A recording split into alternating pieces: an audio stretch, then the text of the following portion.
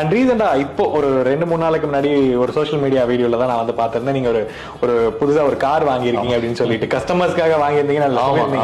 So அதை பத்தி சொல்ல முடியுமா? ஆக்சுவலா கேட்லாக் எஸ்கலேட் நாங்க இப்ப லேட்டஸ்டா அந்த ஸ்பெசிஃபிக்கா அந்த மாடல் கார்னால தான் இந்த क्वेश्चனே கேட்டேன். அது ஒரு பிரசிடென்ட்ஸ் கார் அப்படிங்கிறது வந்து ஒரு ஷூட் கார். அது அமேசான் ஒரு 10 பேர் டிராவல் பண்ணலாம் அதுல. ஏன்னா 2 ஃபேமிலி வராங்க. சோ அவங்களை அகாமடேட் பண்றதுக்கு ஒரு பெரிய கார் தேவை. வேன் எங்களால புக் ஹை பண்ண முடியாது. இந்த கார்ல எல்லா ஃபெசிலிட்டிஸுமே இருக்கு. லக்கேஜ் நாங்க வச்சுக்கலாம். ஓகே. நான் கிளைண்ட் பாத்தீங்கன்னா சம்டைம்ஸ் வந்து ஹோட்டல்ல இருந்து வெக்கேட் பண்ண அப்புறம் ப்ராப்பர்ட்டி காமிச்சிட்டு நைட் ஃபிளைட் இருக்கும். சோ லக்கேஜ் வந்து கேரி பண்ணும். சோ இந்த கார்ல பாத்தீங்கன்னா up to 6 லக்கேஜஸ் நீங்க கேரி பண்ண முடியும். 30 kg லக்கேஜஸ். அத வந்து 10 பேர் டிராவல் பண்ணி சீட்லாம் இது பண்ண தேவையில்ல.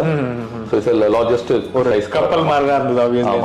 ஆமா. நாட் only this car, நாங்க ரோல்ஸ் ராய்ஸ் ஒன்னு வாங்கலாம்னு இருக்கோம். சோ அதுலயுமே கஸ்டமருக்கு ஒரு லக்ஸரியான ஒரு எக்ஸ்பீரியன்ஸ் கொடுக்கணும். பிளஸ் துபாய் வந்தாங்கன்னா ரோல்ஸ் ராய்ஸ் ரிசீவ் பண்ணி அதுல ப்ராப்பர்ட்டி சுத்தி போய் காமிச்சாங்கன்றது மக்களுக்கு ஒரு மறக்க முடியாத ஒரு விஷயமா இருக்கணும். சோ அந்த எக்ஸ்பீரியன்ஸ் சோ நம்ம இறங்குனதுல இருந்து நம்ம ரிட்டர்ன் போற வரைக்கும் ஒரு லக்ஸரி எக்ஸ்பீரியன்ஸ் கொடுக்கணும் அப்படிங்க. ஆமா.